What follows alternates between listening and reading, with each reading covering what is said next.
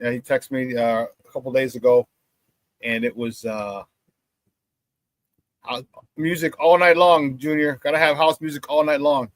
Yeah, no man texted me and asked if I wanted to come on and talk, and then it was just kind of a so he did it, and when he's like, I kind of just want you. He said you gave me the idea. He said when we were talking last week, and I was talking about the mismatches that it creates with, with our weapons, the Bears I'm talking about. Gave him an idea, so that's what we did yesterday. So that was fun. That was really fun, and it was really fun. So it was. Anytime I get to talk football, it's excellent, and when I get to talk football with someone who's played football at a high level, and it's no disrespect to anyone if you haven't played at a high level. All right, but just the conversations are different. Okay, conversations are different, and you know what I'm talking about. If you're a plumber, all right, and you're talking shop with somebody, those conversations are on a different level. Just because you understand, each of you understand differently. Each understand you have a deeper understanding of the topics that you're talking about, not on a surface level like many fans do. Okay, which is why we try to educate you. Which we were going through the route tree yesterday and talking about coverages and the bunch routes and what they can do and how it creates mismatches, things like that. So yeah, it was fun. I had a good time yesterday. And had a good time. It's good to see kids in the building.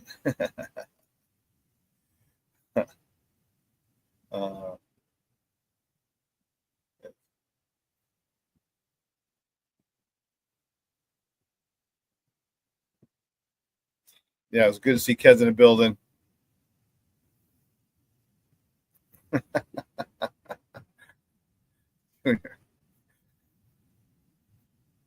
So this is an inside joke from one of our head coach with the Chargers, and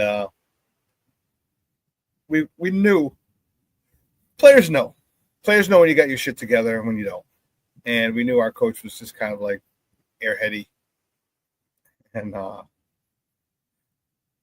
we yelled at the quarterback, hollered at the coach, he's like, Daryl, we got to throw some seam plays, Daryl.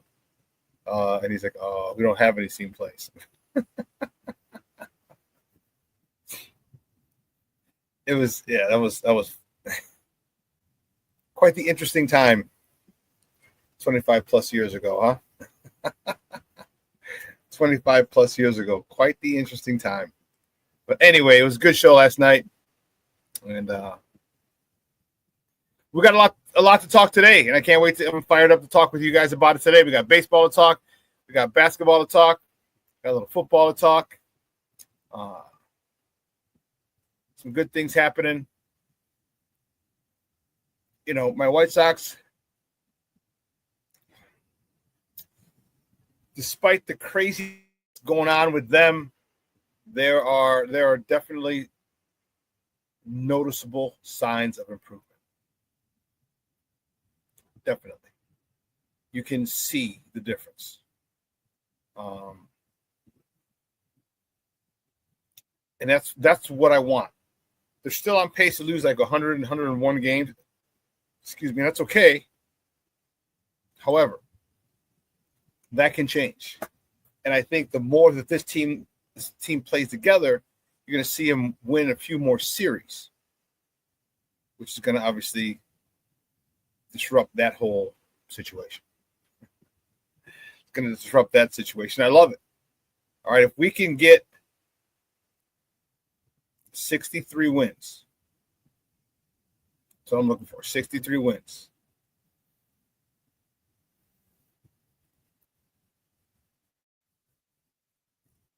Junior said, was it you or Paul who started naming our seam plays to Daryl? overload. I think it was Paul. Our quarterback, Paul. King Book of World, check it in. Salute everyone. And Shawn, what's up, Papa? Thank you for tuning in. He's like, good shit last night. I know, man. Thanks, bro. Thanks. Appreciate you. Appreciate you. See, that's some of the things that I'm going to do moving forward in this season. I'm probably going to have an extra show specifically dedicated to tape, which is what I should have had. Should have been on that already. Okay, but it would have helped me if I had that a couple years ago, because now a lot of people are breaking down tape.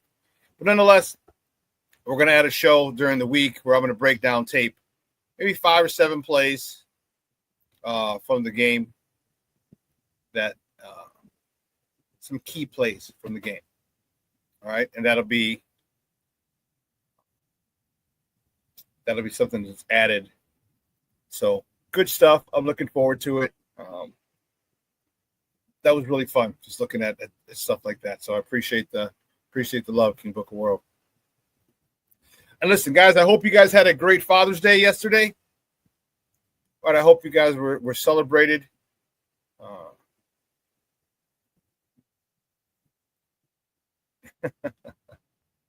hope you guys are celebrated properly.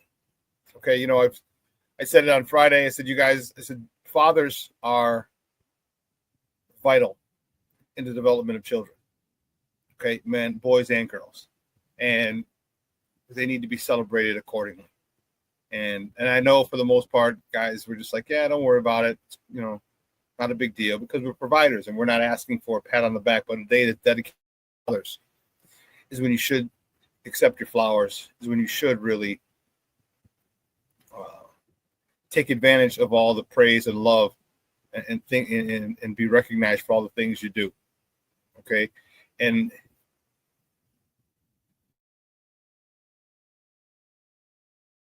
pardon me. And it's not just the physical things. The physical things are vital, right? But there's a lot of other things, the emotional support, right? A lot of things that you do. So again, I hope you guys were celebrated in a way you wanted to be celebrated, in a way that made you smile. And again, for most fathers, it's just, you know, they just want to know that their family's happy and taken care of. Okay, we usually don't need, guys, we don't really need, you know, pomp and circumstance. Okay, but I hope you were celebrated properly. I hope, you know, your wives, girlfriends, mothers of your children really went out of their way for you, you know, because that as well, you know, even if you're not with the mother of your children, the way that she expresses herself to you is a great example to your kids. So again, hope you guys had a phenomenal weekend. It was a beautiful day yesterday, mid-80s. Hope you got to either barbecue or either you barbecued or went out to dinner. Just had you or you know, had people over. Just hope you were celebrated properly in a way that made you happy and content, because you guys, fathers, definitely need it. So, oh, there we go. Well, let's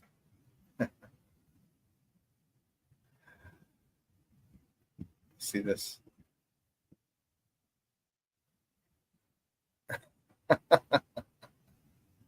All right, Roberto, come in here and start talking that nonsense. It's a great Father's Day weekend along with a great Cubs winning weekend. See?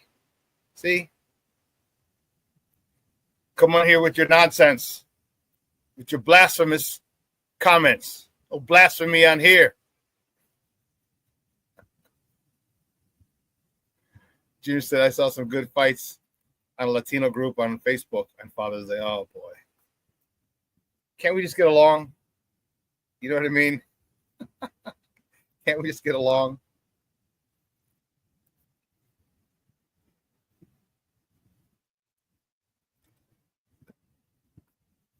They're learning, Roberto. Sox are learning. That's what they're doing. They're gaining experience. That's what they're doing. Gaining valuable experience.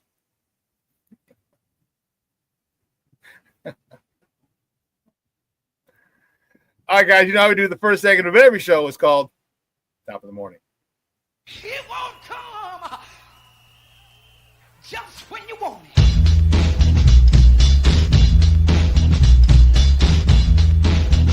Top of the morning to you. Top of the morning to you.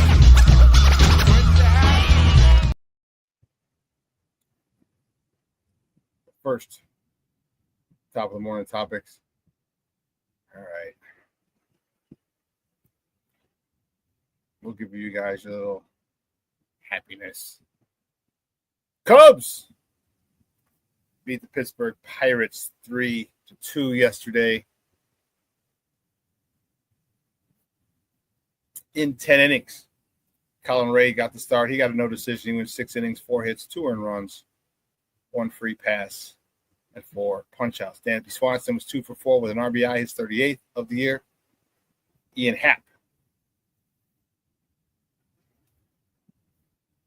Happ was 1 for 4 with an RBI, his 31st of the year. That was a walk-off winner. Seiya Suzuki had an RBI, his 58th of the season. Exciting times up at Wrigley Field. All right, you boys, you guys go to extras. Ian Happ walks it off. And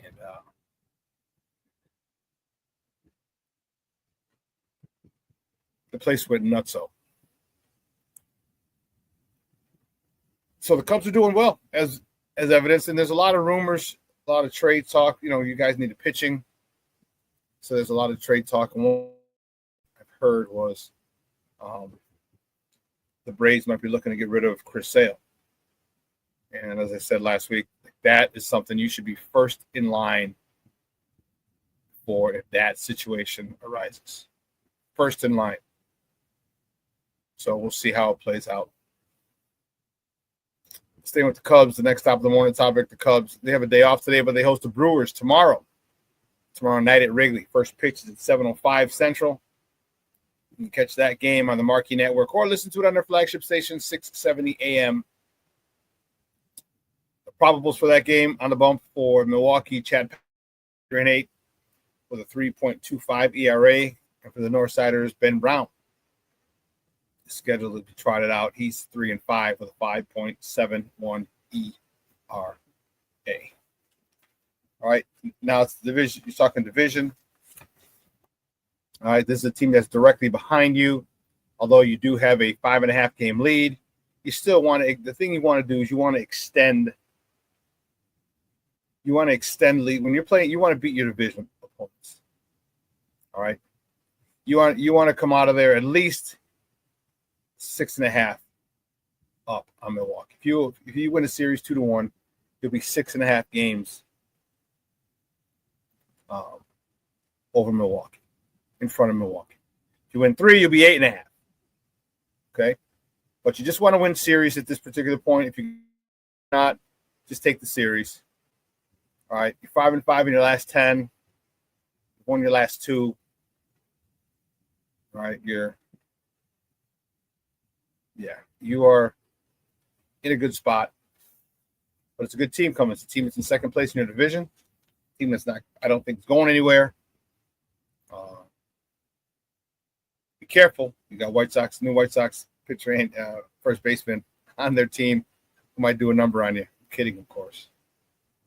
About to do a number part. But speaking of that, next top of the morning topic, my good guys, the White Sox. That was a tough one. The White Sox Rangers 2-1 yesterday. Aaron Savali, the guy that we got from Milwaukee, made his first start with us. He got the loss. He's 1-3 on the season. He went 5 innings, 6 hits, 2 earned runs, 4 free passes, 4 punch-outs. Miguel Vargas provided the only highlights for the White Sox. He's 1 for 4 with a home run, his 10th of the season, driving in his 31st of the year. Andy Benintendi was 1 for 4 with a double, his 9th. Kyle Teal, the power-hitting catcher, was 1 for 4 as well. Sox had chances, all right? And this is what I mean. This is what I mean where I say the Sox are gaining valuable experience. See, when you're a good team, the ball bounces your way. Okay? When you're a team that's learning, it doesn't bounce your way. All right, I want to say it was the seventh inning yesterday, running on second and third. Okay, Sox trail 2-1. I think it was Miguel Edgar Carroll. I believe it was at the plate. Ropes went right up the middle of the field, right over the pitcher's head. But they had the shortstop position there, right in his glove. Otherwise, 2-run score. Sox lead 3-2. And I'm okay with losing like that. I am more than okay with losing like that because it shows you see these guys are not going down without a fight. You see these guys are battling back. And you got to remember, the other team gets paid too. The teams that they play are professionals as well. And so you got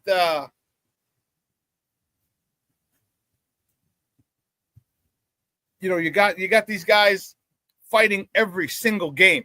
And to me, that's the most important thing. All right.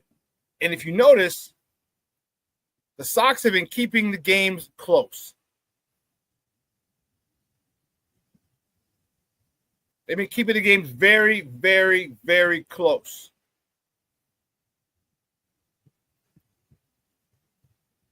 Unfortunately, they're 4-19 in one-run games this year. That's going to change. When you're a young team learning how to win, this is the record you're going to have in close games. First of all, you're probably not going to have a lot of close games. The White Sox are having a lot of close games. That's 23 close games are one-run games. 23 one-run games.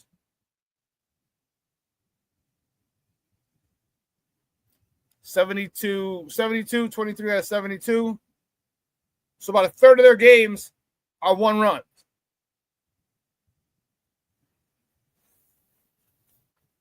What's happening is this. Let's see what my people are talking about.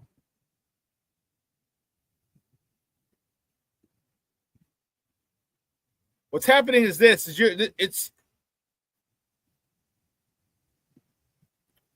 You're learning how to play in these close games. And although you're losing,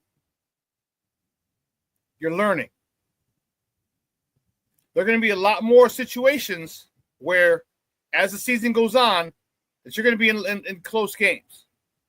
And when you are, you're going to be able to come out on top. It's just the law of averages. Literally just the law of averages. Yeah, King Booker World. They're more competitive than I thought they would be. They lose, but you've been in a game with them. Yeah. And you know at any point that you could have lost that game.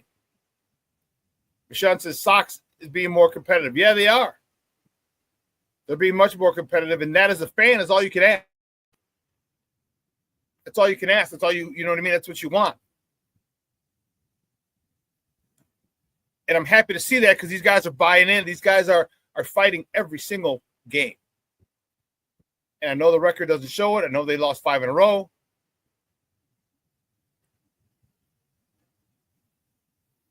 But most of these games are close.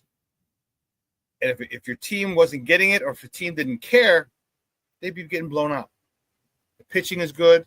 The hitting is good. The defense is decent. Just sometimes the hitting needs to be better. As I said before, the other team gets paid too. They get paid as well. So they're earning their stripes, so to speak. And it can be frustrating. Staying with the Sox, the next top of the morning topic, the White Sox host the St. Louis Cardinals tomorrow at the rate. First pitch is at 6:40 p.m. You can catch that game on CHSN, Chicago Sports Network, or listen to it on their flagship station, ESPN 1000. Probables for tomorrow's game for the Cards. Matthew Liberatore, he's on the bump for the Cards. He's 3-6 with a 4.17 ERA, going up against Shane Smith, the Rule 5 draft pick for the White Sox. he's on a bump. He's 3-3 with a 2.37 ERA. Nice ERA. He's just been another one of those pitchers, hard luck, where he's not getting any run support the times he pitches. Right, this guy is really, really very impressive this year. I wish him well. I hope he has another good game tomorrow. And I know the Cubs, you'll be rooting for us. Oh, the Cardinals are 37-35, a little bit over 500. They're 7 games back. I know you want us to beat them because they're in the division and you just don't like the Cardinals.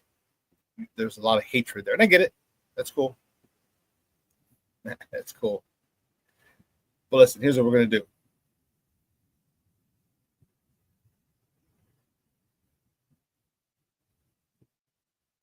DC. Oliver Carter says, what up, fam? What up, Shawn? This is DC. DC, which DC? I'm not sure. Good morning. Good morning, Papa. Thank you for tuning in. Well, what we're going to do, we're going to take a quick break. All right, on the other side of the break, we'll finish up with top of the morning topics. All right, so don't go anywhere, folks. Keep it locked right here. Shawn Sierra Sports on Sports Zone Chicago.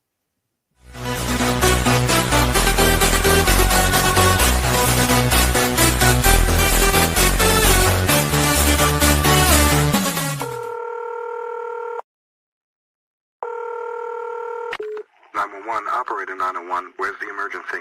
127 Brynmere. Okay, what's going on there? I'd like to order a pizza for delivery.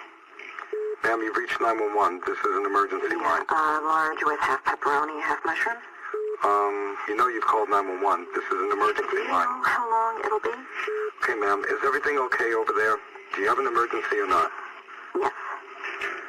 And you're unable to talk because... Right. Okay, is there someone in the room with you? Just say yes or no. Yes. Okay,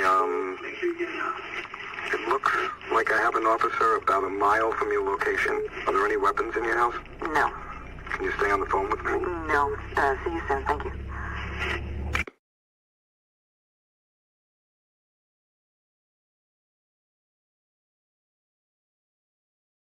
Every day, we take steps to keep the people we love safe, but some health risks are easy to miss. Ticks hiding in the yard can spread germs, like the ones that cause Lyme disease. Mice searching for food can spread bacteria that makes us sick. Mosquitoes lay eggs in standing water and can spread West Nile virus and more. Cockroaches are drawn to water in the home, leaving behind allergens that can trigger asthma attacks. Common pests can threaten our health. Learn how to protect your family at pestworld.org. When I'm flying, I put my helmet on, my visor down, my mask up. You don't know who I am. Whether I'm African American, Asian American, Hispanic, white, male or female. You just know I'm an American airman kicking your butt.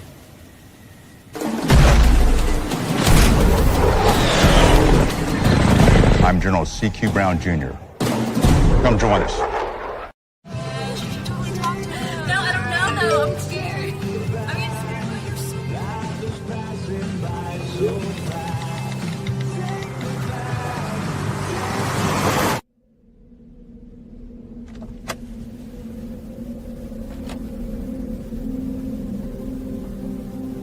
Do you know that you're in my lane?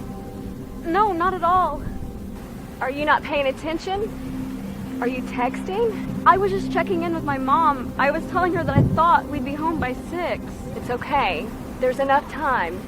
Just pay attention. I'm not even halfway through my text. There's no way. I'm not even going to look up. My babies are in the car. You have to pay attention. It's just supposed to be a quick text. I'm so sorry.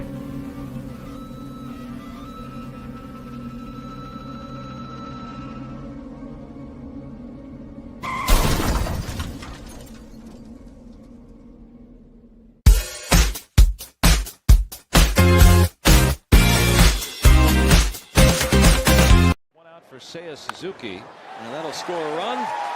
And a great play by Gonzalez to get the out. It is a 2-1 game. Run scores, but man, didn't. Now Dansby Swanson.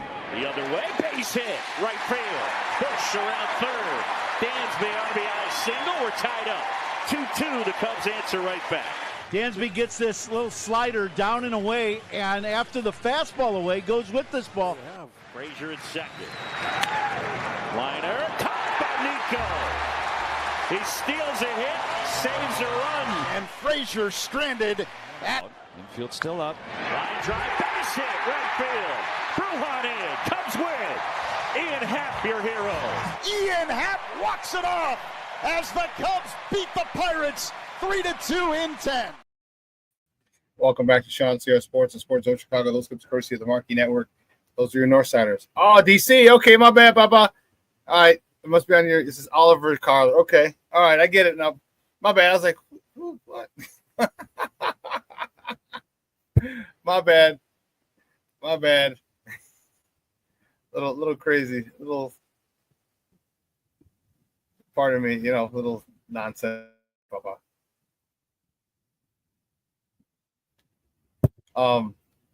Let's get it go. Let's keep it rocking, man. Let's keep it rocking. Let's get back to the top of the morning topics. The next top of the morning topic.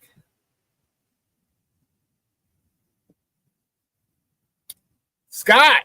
That's what I'm talking about, baby. Scott with a big win yesterday. Oh, I don't need that Marquee Network banner up.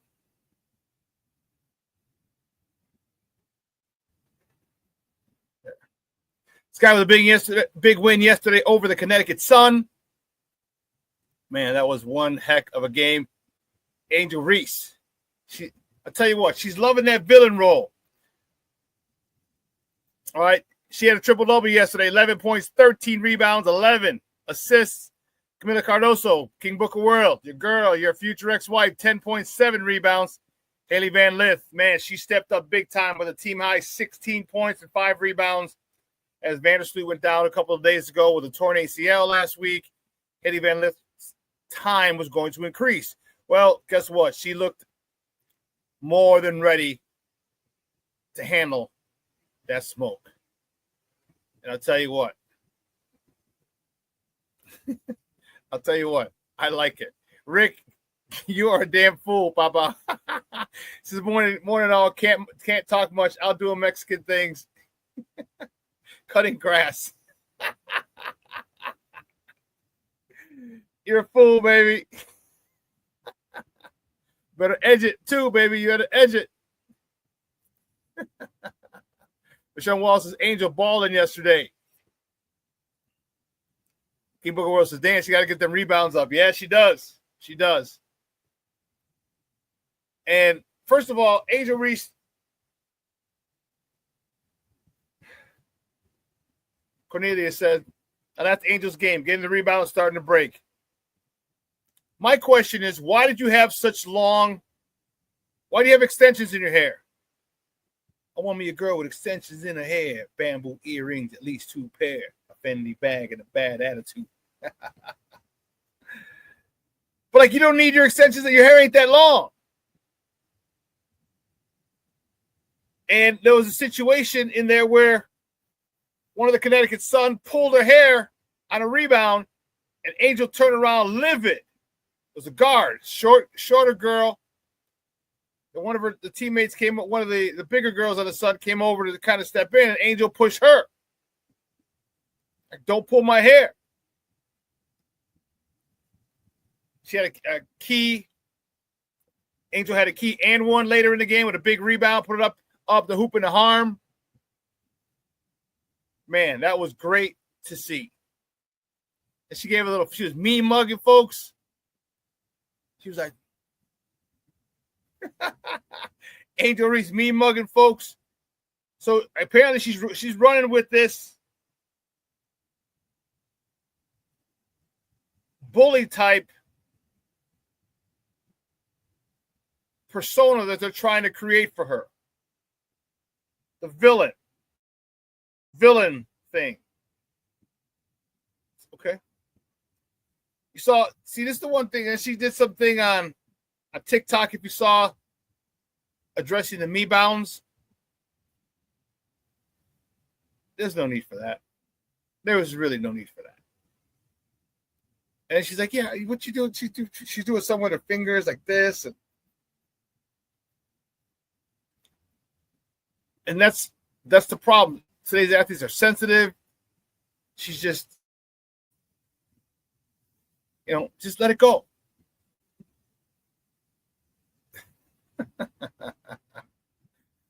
Oh, girl was just checking to see if it was her hair. And her told she still has the receipt. But that's what I like. Fight for rebounds. Her game is very she has an awkward game. That's probably a great way to put it. Her style, she's awkward. She's not smooth. All right, Asia Wilson is smooth. All right, other girls are smooth. She's awkward. Okay? And that's fine. If you master that style, good for you. If you master that style, and it seems like she may have. So good for her. It's not pretty. Not pretty at all. And as I said plenty of times, she really needs to make sure she makes her layups. Stop missing and getting a rebound, putting it back up, missing and getting a rebound, putting it back up, putting it back in.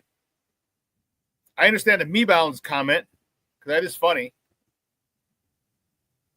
But she's got to be more efficient. She must be more efficient.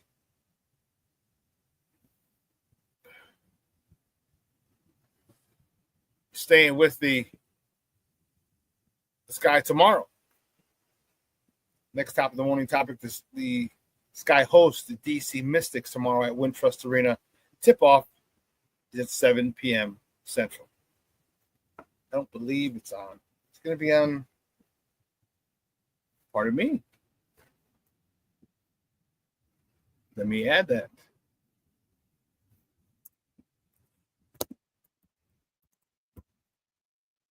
There you go.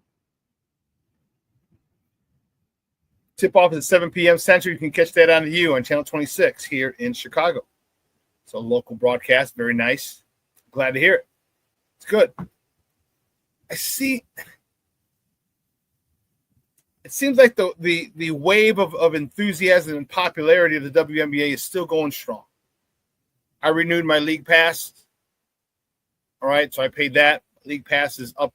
We're good. All right.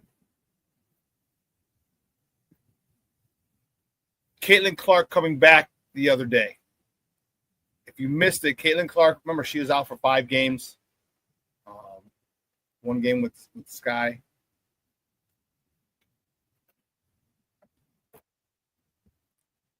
Comes back against the undefeated defending champs. New York Liberty was 9-0 going into that game. Caitlin Clark drops 32 in an upset win. It seems like the popularity of this sport is still there, which I think is awesome. It needs. Okay, I'm happy. It's great to see a lot of these games getting flexed or pushed, changed to bigger venues. All right, it's great to see that Ion Television just re-upped. They got a new TV deal with Ion. Or maybe just extended the deal. I'm not sure. They're waiting to get a bigger deal. And, you got more stars coming in. You got Hannah Hidalgo. You have Juju. They're coming in the next couple of years. They're going to be at this level. All right, we just need more and more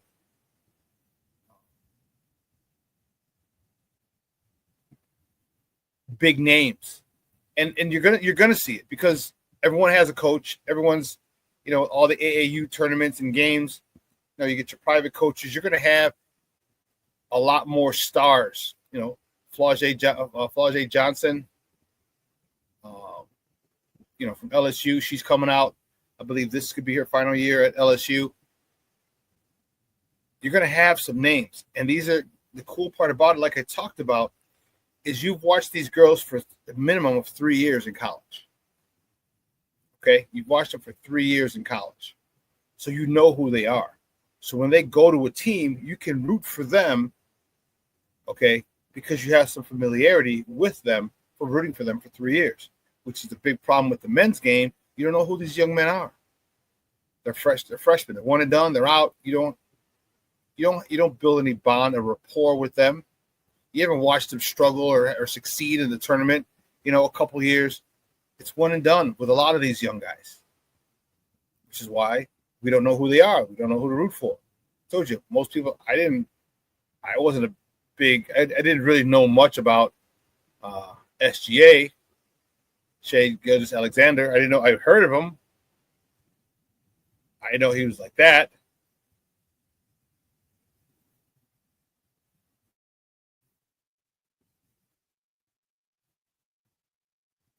King Book of World says people just need to accept that Caitlin Clark is the boss of the league. She is as advertised and more.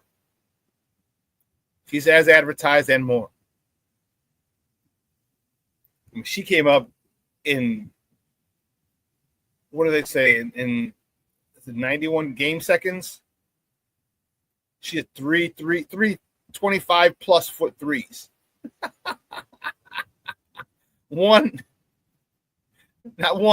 Not two, 3 25-foot plus threes. That's the next level stuff. So CC and Juju battle is going to be, woo, yeah. That's going to be dope. And hopefully, Juju's coming back. She's rehabbing from a torn ACL right now. She'll probably be ready.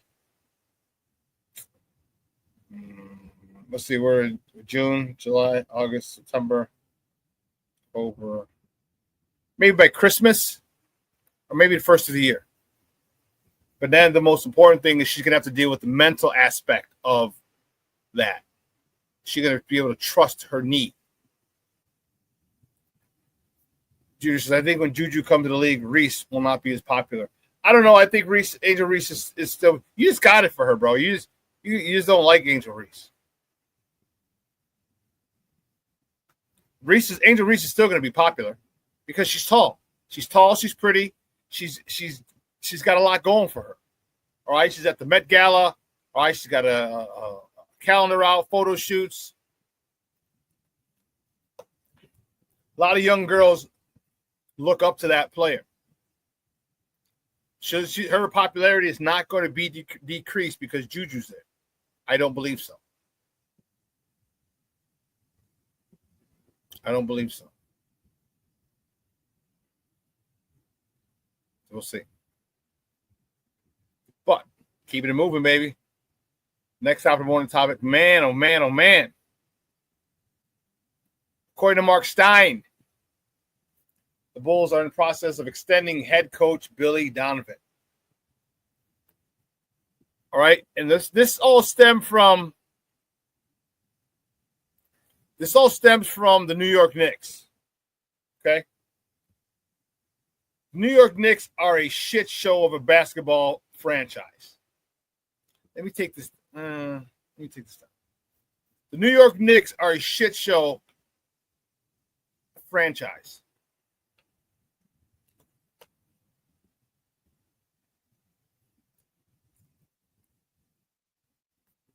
Kevin Lauder is on the Smoke Fellows. He's on Saturdays, 11 to 1. Listens to WFAN in New York. He streams it because he's a fan of the Giants, the New York Football Giants. And he says the fan is slamming Dolan. They are slamming. And in my opinion, with every right. They have every right. Okay? The New York Knicks fired, and I'll wrap it up. I'll tie it up so I'll show you how the Bulls are involved. The New York Knicks fired Tibbs after he got them to the Eastern Conference Finals, 2 wins away from the finals, after he posted back-to-back 50-win seasons for the first time since 95. So they hadn't been to the Eastern Conference Final in 25 years. Hadn't had back-to-back 50-win seasons in 30 years since 95. And you fired him with no plan. How do you know that you had no plan? Because the Knicks are going around to every single NBA team requesting to speak with that team's head coach who's already under contract. The Jason Kidd situation, they're like, no. So the Knicks are looking like idiots. They came to the Bulls, and the Bulls are like, screw you.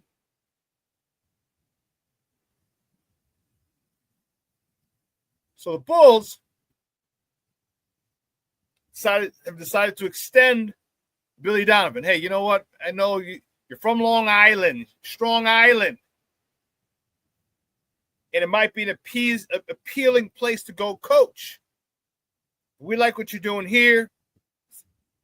Just to sweeten the pot a little bit, we'll give you an extension.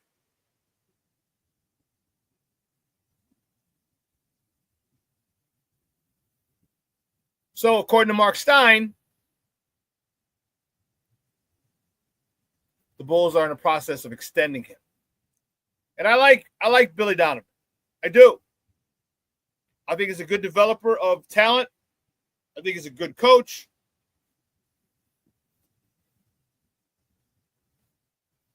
I like the effort he gets from his players. He finally got them. He finally got the athletes. Okay, he finally got the athletes to play the style of basketball he wants to play. Now,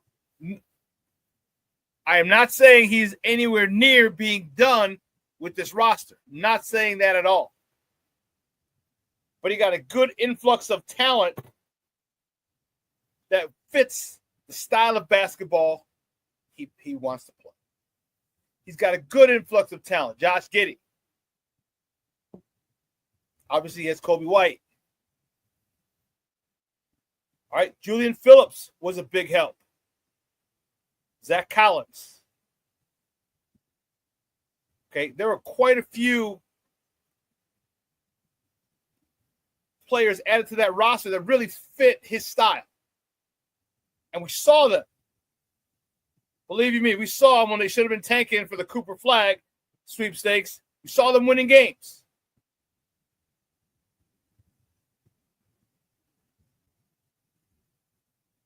We saw them winning games with this new style. Now add more talent. Now the Bulls are getting the 12th pick. NBA draft is 9 days away, I believe. Bulls have the 12th overall pick. They need to continue adding to that young roster while developing their young players. Matas has to develop. I don't know about you, but I am not worried about Matas Buzelis developing. I am not worried about it. This kid, and reports, I forgot who did I read it from? Where was that? Was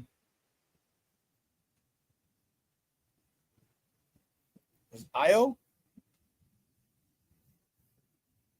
Who said that Matas wants all that smoke. Matas wants all that smoke. He wants all the work. He's not afraid to put time into the gym. He's not afraid to put time into the weight room. And he's from Chicago, from the Chicagoland area. That's what I'm talking about. He understands it.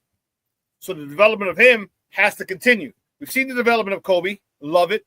Seen the development of Io. Love it.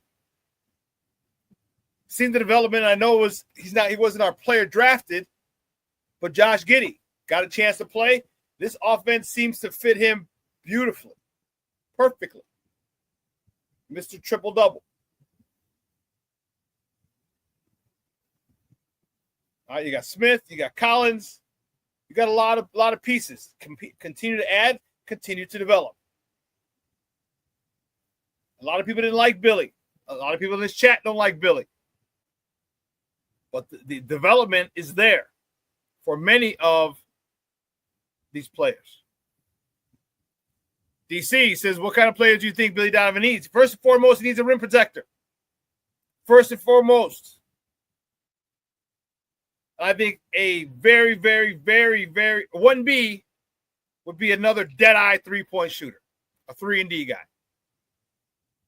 That's what I think. Give me somebody who protects the rim, runs the court. Another eye, give me a guy who's a dead-eye three-point shooter. So when Josh Giddey gets in the hole, he can look to the corner, find my man, splash.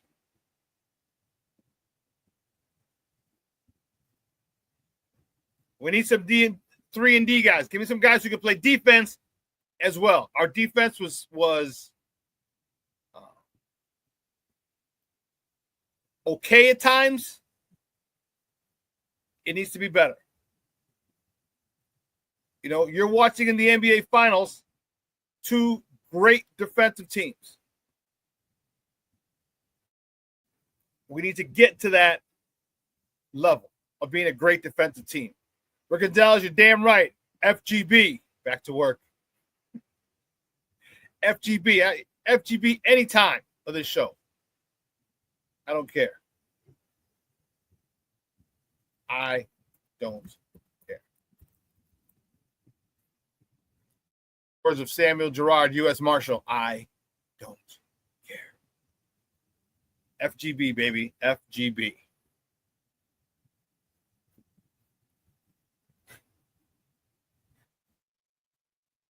Junior. FGB. So they're in a spot right now where they're in a critical spot. Can they get out of basketball purgatory? Can they get up into the playoffs instead of dealing with the play-in? To me, that's the most important thing. Become perennial playoff contenders. And not just, we make the playoff. I want to get to the Eastern Conference semis and the Eastern Conference finals on a regular basis. I want that to be the standard. We don't have a superstar yet. We might have one in the making. But as of right now, we don't have a superstar. Matas could be that superstar. Could be. Got to continue to hit the weight room. His mindset has to continue to develop. I love it where it is now. You just got to get stronger. And now who are we going to add with the 12th pick? I don't know.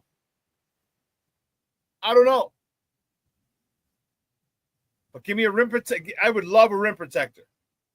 Jay Grizz has mentioned Maliuk from Duke. I don't know if he's going to last to 12. I doubt it. I highly, highly doubt it. But if we can get him somehow, some way, you coming up with funky ass shit like every single day, man, that would be a coup.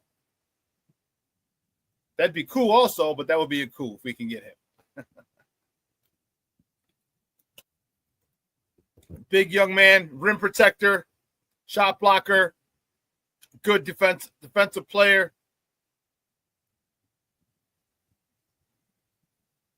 Can run up and down the court.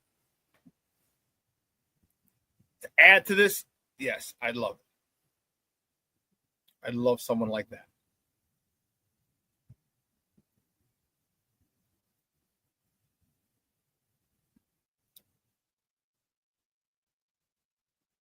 Last top of the morning topic should have been earlier. The White Sox on Friday. White Sox traded first baseman Andrew Vaughn to the Milwaukee Brewers for Aaron Savale. He's the one who pitched last night.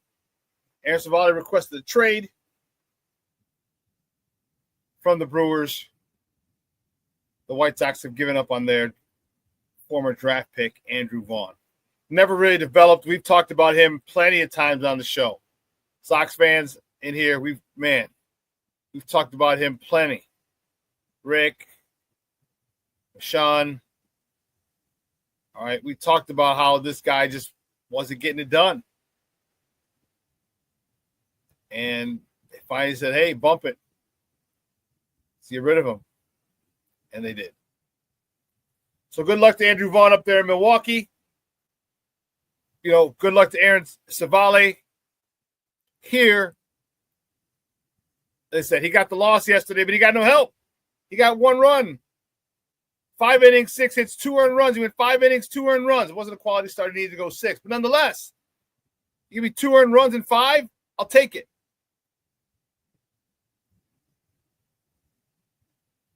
So the Sox needed to manufacture a run. Again, they had chances, just came up short. again, good luck to Andrew Vaughn up in Milwaukee and wherever the rest of his career takes him. It just unfortunately did not work out here for us. So we're going to take another break. On the other side of the break, we're going to welcome my man. Nomad's going to join me. We're going to have kind of a continuation of yesterday. We're going to talk a little Bears. I'm looking forward to it. So keep it locked right here, folks. Shawn Sierra Sports on Sports Zone Chicago.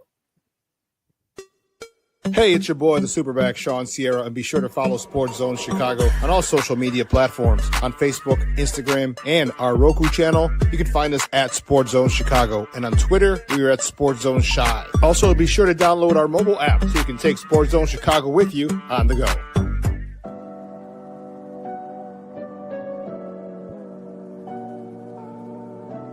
How do you take care of your mind health? For my mental health, I meditate in the mornings. I have my dogs. They're the best. I just find ways that help me just relax. Finding things that make me happy, like being close to my family. I meditate a lot and read books. I have hobbies outside of the game. Yeah, I'm able to switch off. I'm able to turn my brain off from the game of basketball. Your mind health matters. Your mind health matters.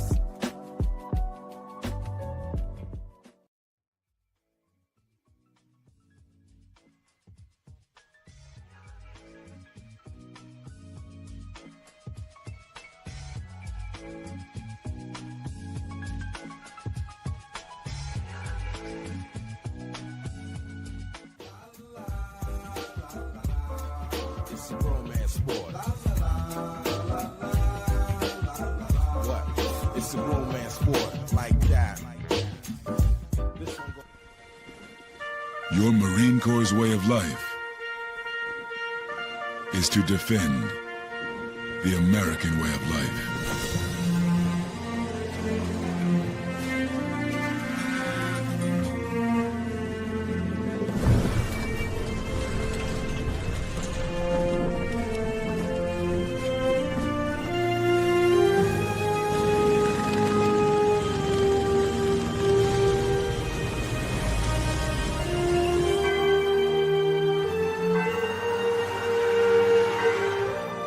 Every day,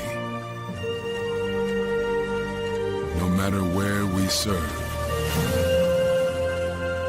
we take a stand for our nation, for each other, for us all. The few, the proud, the Marines.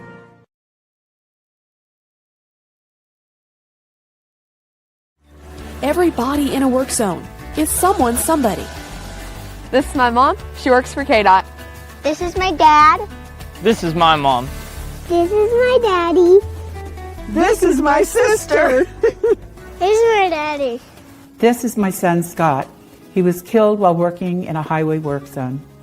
When you drive through a work zone, drive like a life depends on it. Because it does.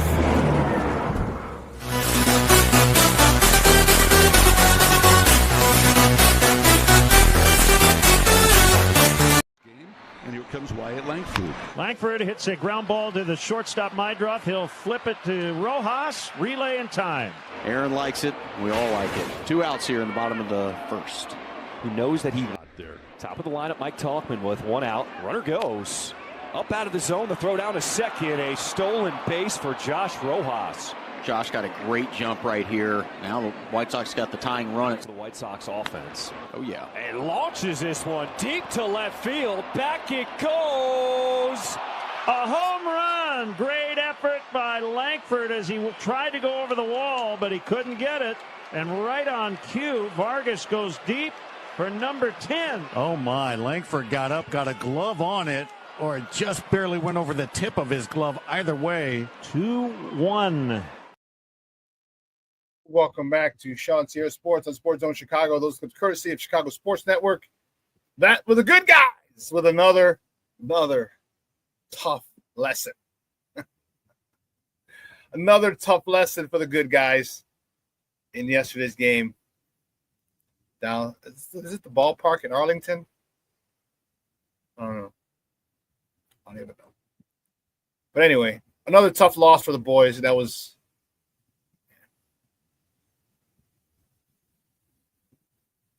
telling you, we're going to get it. It's going to come a point in time in August.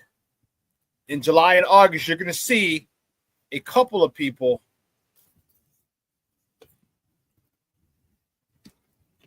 stepping up big time, coming through. You're going to see those balls like yesterday. I told you, runners on second and third, 2 outs. Edgar Carroll smokes it up the middle. Line drive over the pitcher's head. They're positioned perfectly. Come late July, August, those baseballs are going to find a hole. They're going to find a gap and get through to the outfield. They will. Mark my words.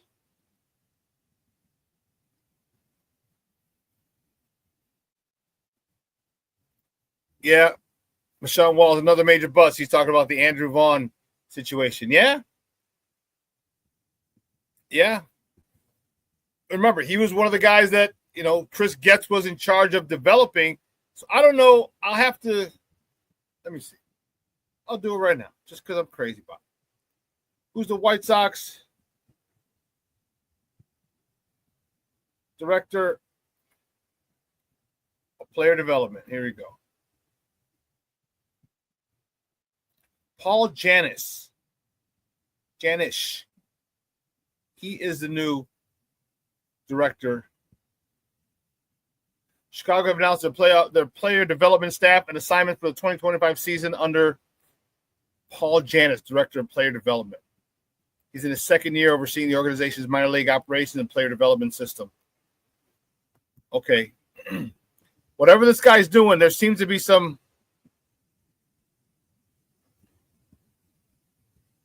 Black Diamond says, as long as Jerry's the owner, I'm not taking y'all seriously. I would normally agree with you. I would normally agree on that statement. I would normally agree with you, Black Diamond. But sometimes you can get somebody in between. Okay? You can get somebody in between that can mitigate the losses or the influence of the owner. I mean, look at the Bears. All right, the McCaskey sucked.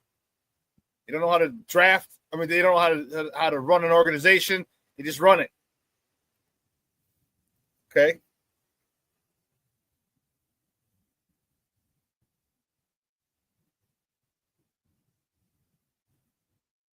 But when you get your general manager like the Bears did, and he had some hiccups, but he made the great trade. They got us DJ Moore, got us all those picks as well. You can get a guy in there who can mitigate and kind of stop the bleeding, so to speak.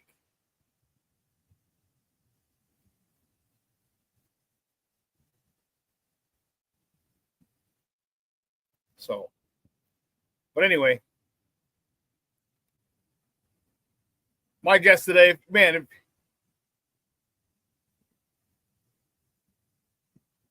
is he going to be smart enough to keep him? You mean Chris Getz or the player development guy? See, the one thing about the White Sox, Black Diamond, is they are loyal to a fault, to a damn fault. If you get hired by the White Sox, by the Bulls, you're there for 20 years at least. At least. You got a good run for 20 years. You got a good run for 20 years. So I don't know about smart enough to keep him. Let me just say that I think it's going to be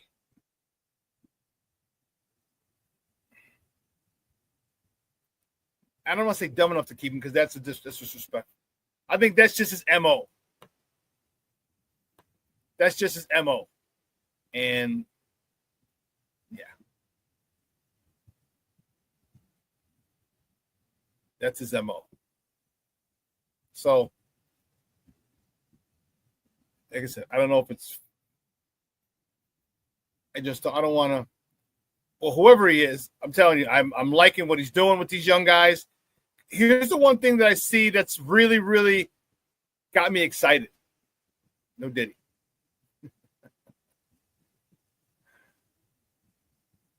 These youngsters have really, really, really good plate discipline.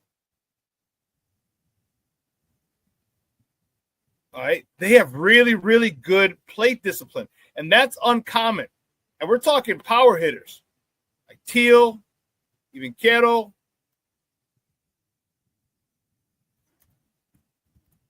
Youngsters usually, especially if you have power, are free swinging. That is usually the way they roll. It's not how they're rolling now. So whatever they're doing down there, or the player development guy, yeah, whatever Mr. Janish is doing down there, keep that shit up. Because these youngsters are coming up with a good eye for the strike zone. Getting fooled often. You're going to get fooled. You're a rookie. Getting fooled often. They're making adjustments. So hopefully this guy is able to mitigate the Jerry Reinsdorf effect. Reinsdorf's an idiot. But I digress.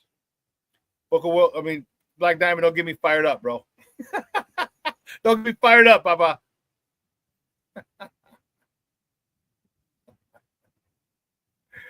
Anyway, listen. My guest, we had such a good conversation yesterday. We figured we're going to kind of keep it going a little today. I'm looking forward to it.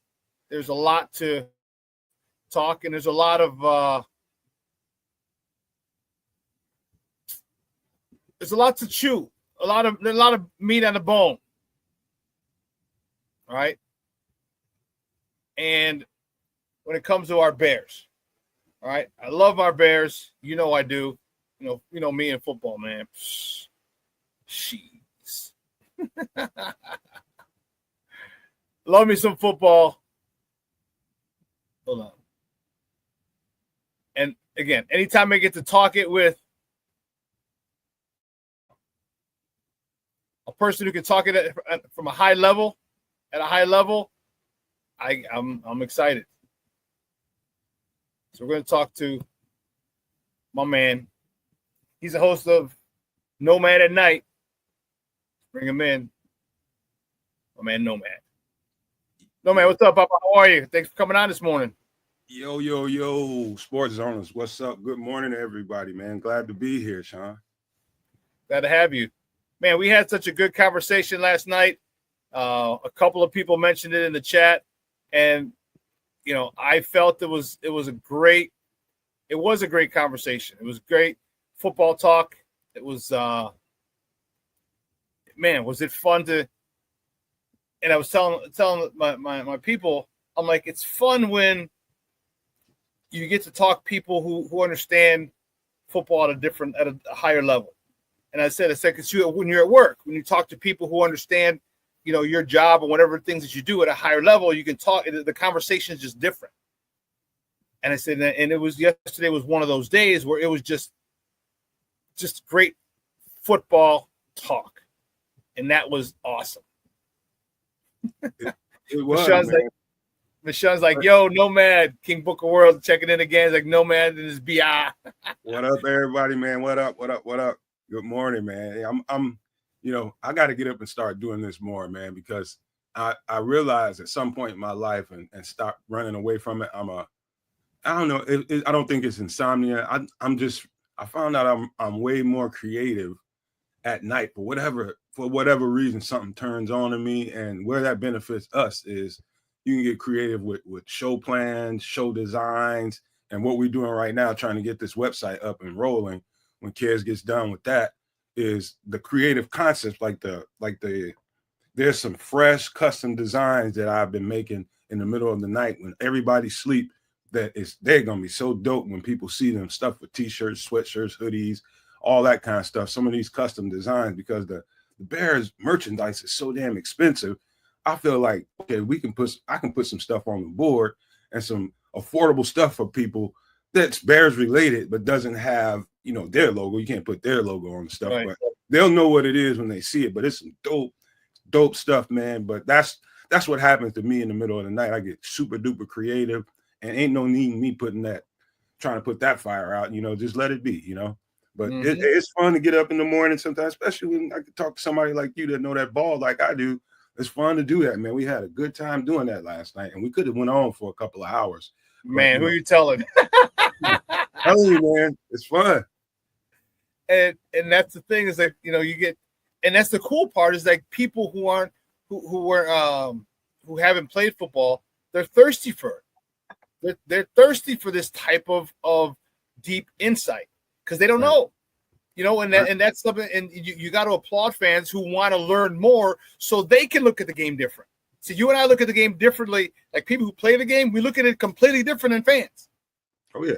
You know, and so other fans are like, okay, well, I want to look at it that way so I can see what you guys see, because how come I disagree with a lot of things you say? Because you look at things differently the way we do.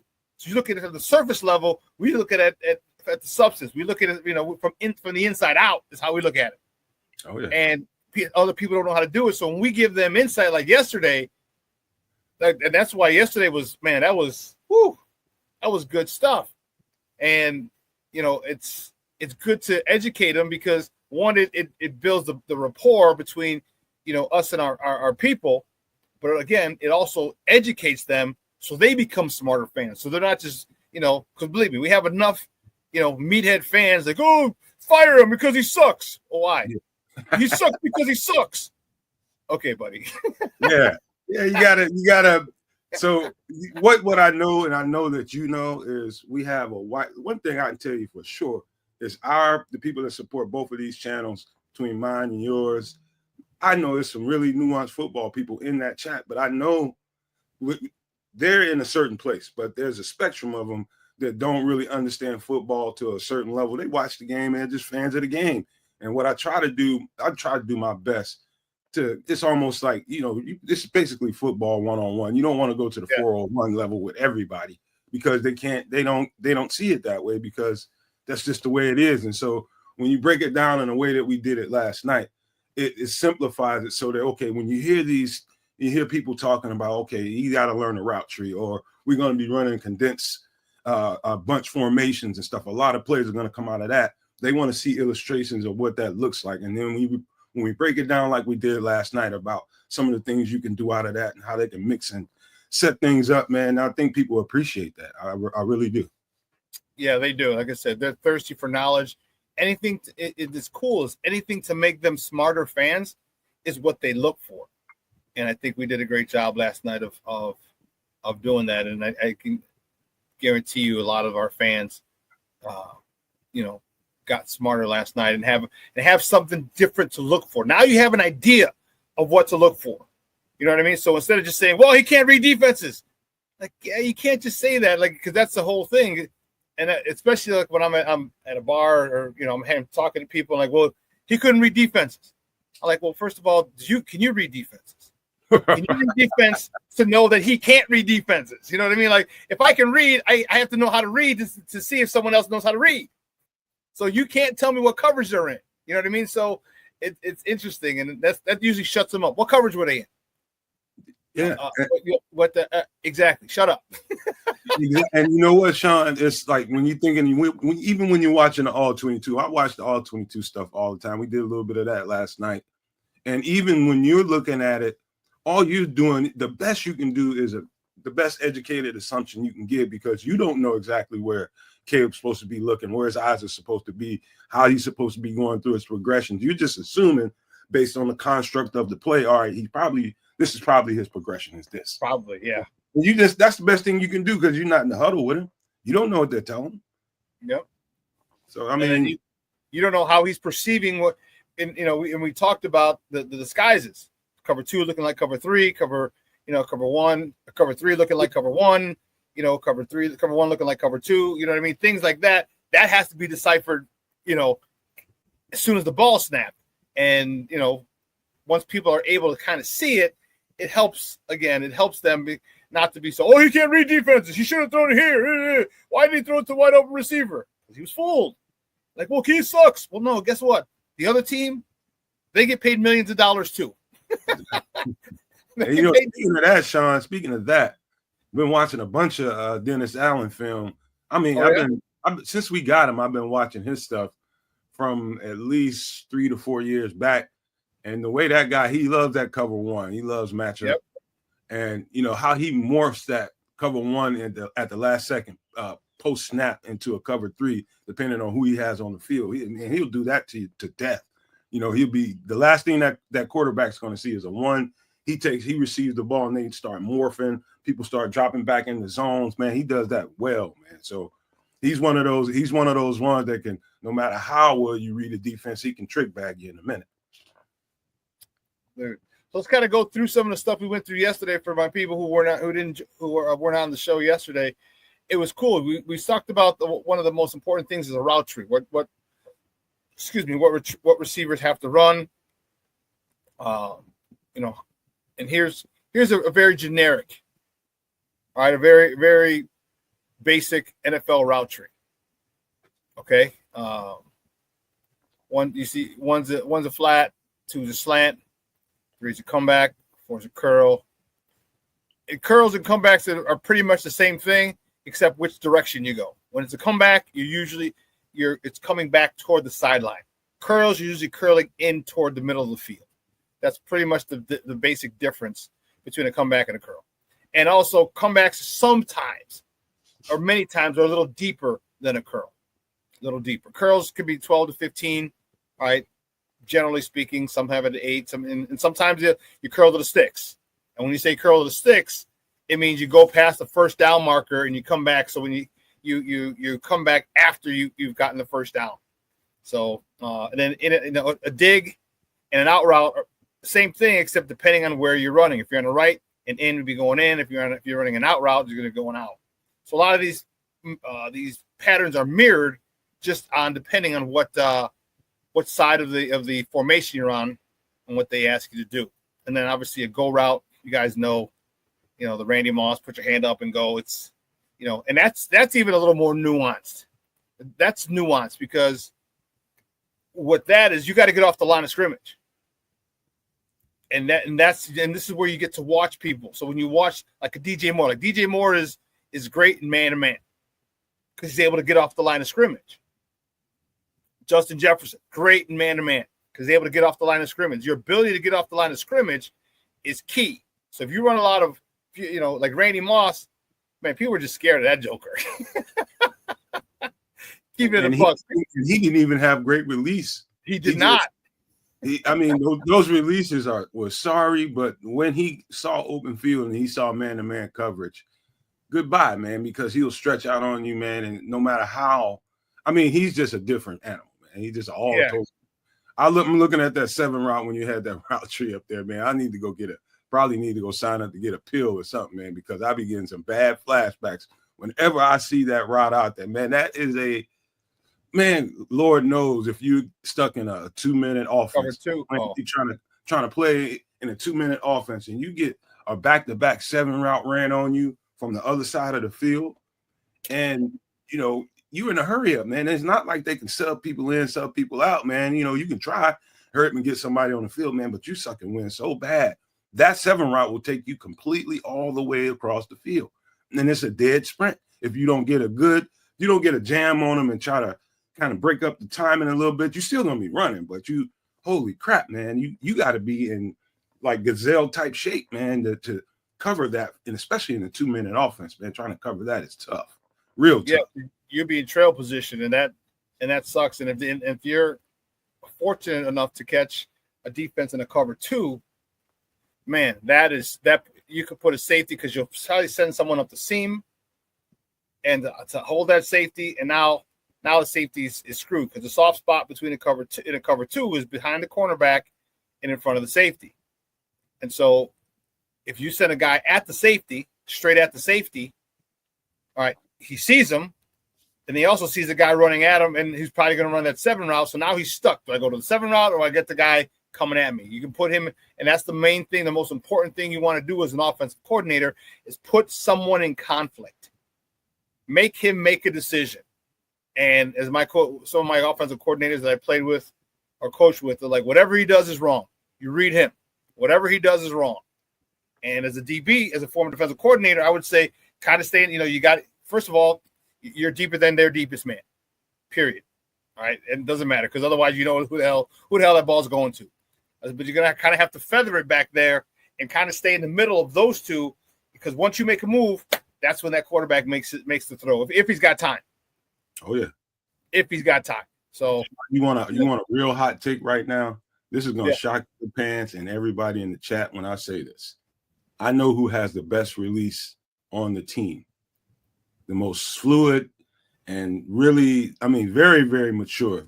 You're not going to believe this. You're going to be thinking DJ Moore. You're going to be thinking Rome or all these. Nope. It's a UDFA. UDFA from TCU, dude by the name of J.P. Richardson. People better pay close attention to that cat in camp. I'm telling you right now, he ain't the fastest. He ain't, physically, he's probably on the lower rung of any of the athleticism any football player has in the league right now. But what he does is Julian Edelman-like, man. Really? Yes, man. His game is so mature, and it all starts with his releases. He really knows how to function. To me, I think a slot receiver, I think that's it is a profession. But the really, really good ones know how to work that 15-yard area out and in. 0 to 15 yards, you can really work a zone. You can really give a slot corner problems out of the slot because of your releases. He's a real jitterbug, Shawn, and he's got very, very his hands are great. And so I'm telling you right now, he is going to, depending on how this thing plays out with Luther Burden, if Luther Burden holds out, I'm telling you, we're going to be fine. This young cat can play, man. I'm telling you, his game is super duper mature, and it reminds me of Edelman, other little jitterbug slot receivers they had in New England, man. He is really, really good off that ball, man. I'm telling you. What was his name again? J.P. Richardson out of TCU. J.P. Richardson. Does he have a good ability to find the soft spots and sit in the zone as well, too? It's almost like he's tailor-made to do it, man. He is really good at that, finding that cushion in that zone and making himself available for the quarterback. Right. Really, really good at that stuff, man. Really good. That's an art, and that'll get you on the field. That'll get you playing time, because you don't have to be the fastest guy. We're not asking the slot receiver to run a 4.2. All right, you're not. What you're asking the slot receiver, the guy, one, is to be your first down guy.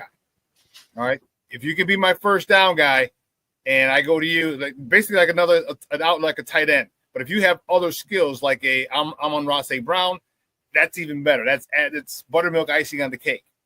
Right. If you can be that. But if you can find those soft spots and you keep that defense on, you keep extending drives because it's 3rd and 8 and you got 8.5, man, that defense gets frustrated. They get demoralized because you had them. And you let them you couldn't let them get off the field. And those are the kind of guys that you need on your team. Those first down getters. All right. They might have 3 catches for 31 yards. Okay, you're like, oh, nice game, buddy. Yeah, but all 3 catches were 10 yards and got a first down. You know what I mean? That kept drives alive, which is why, again, I tell people numbers can be manipulated. You look at 3 for 31. Oh, he had a shitty game.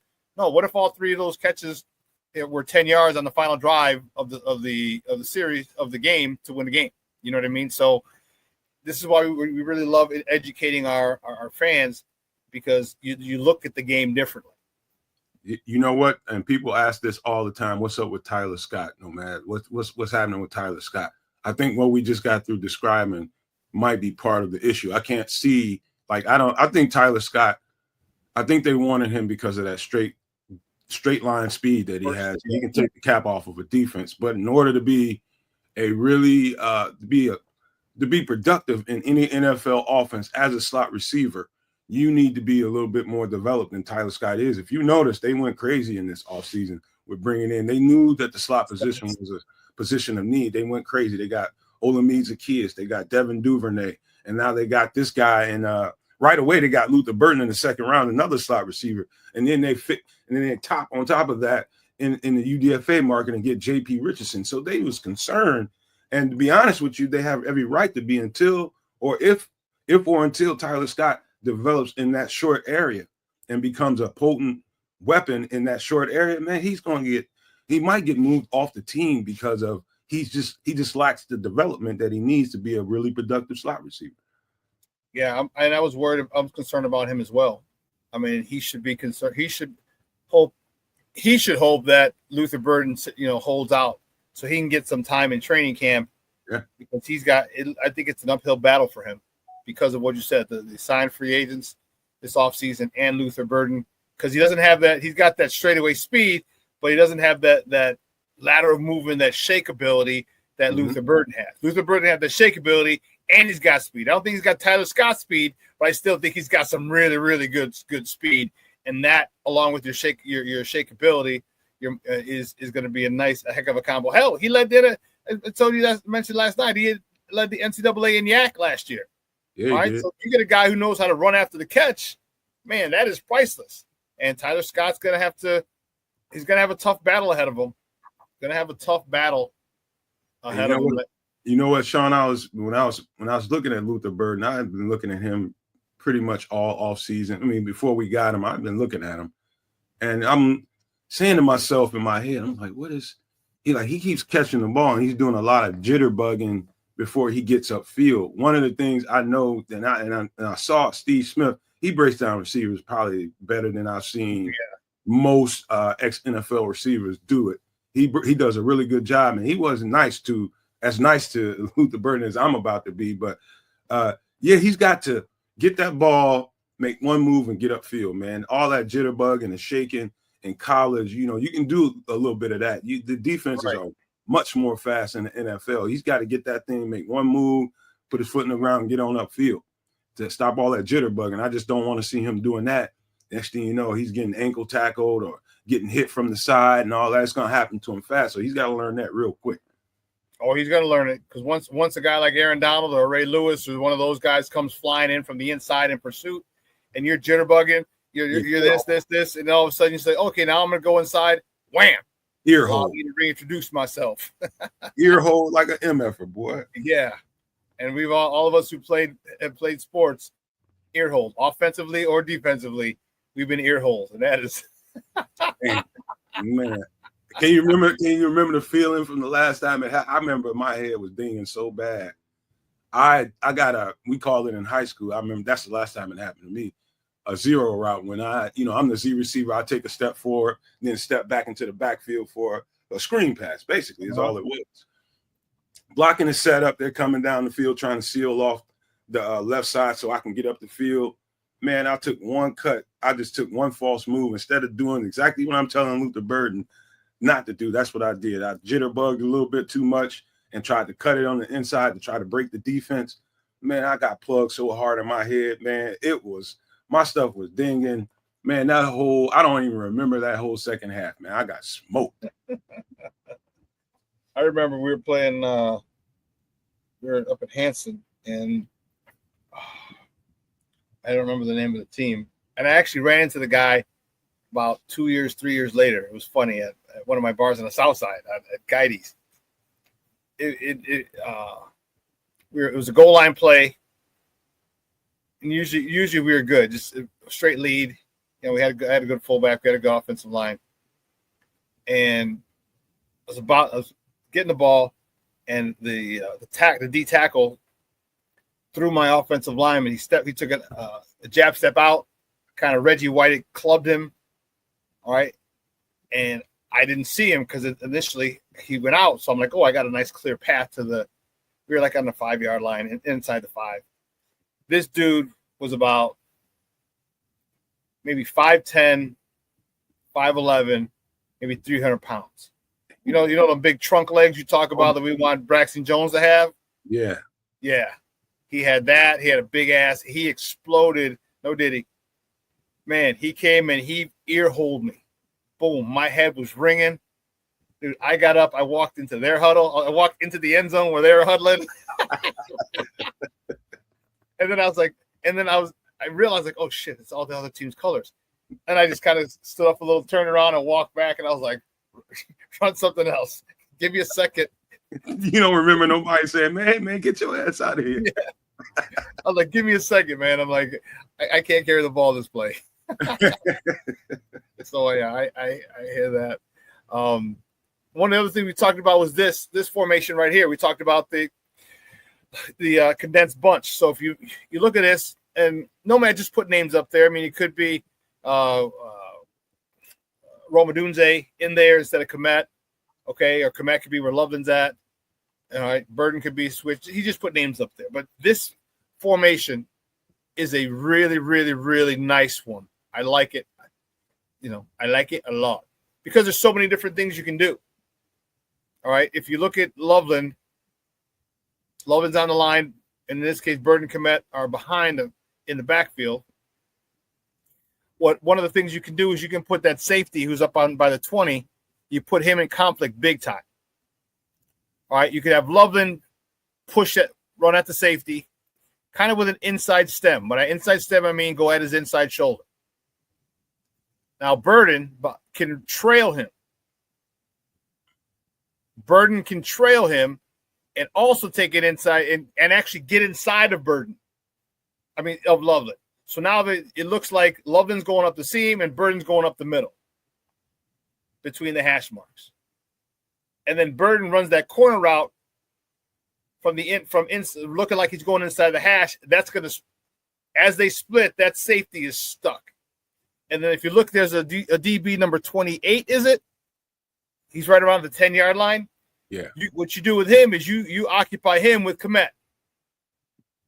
Kmet comes out, runs a 10-yard out or a speed out.